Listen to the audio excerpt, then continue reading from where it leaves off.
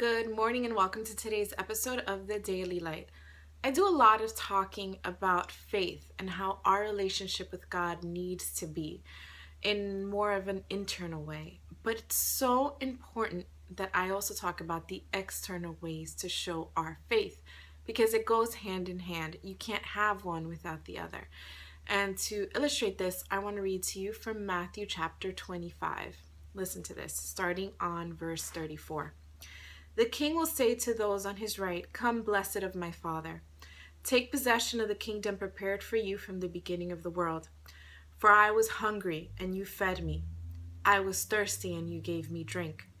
I was a stranger, and you welcomed me into your house. I was naked, and you clothed me.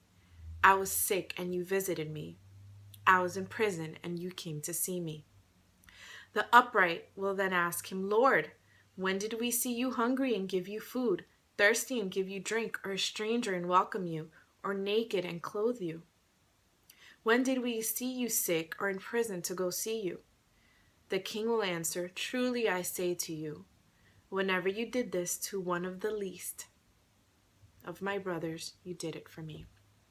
One of the least.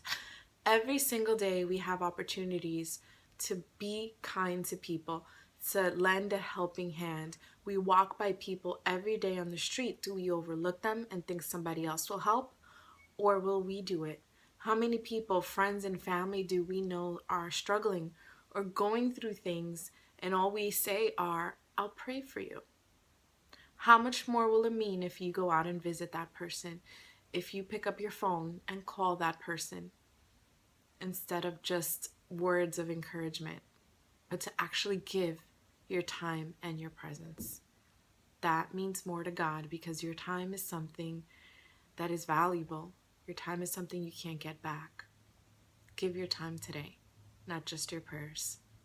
God bless you and have an amazing day and a great weekend.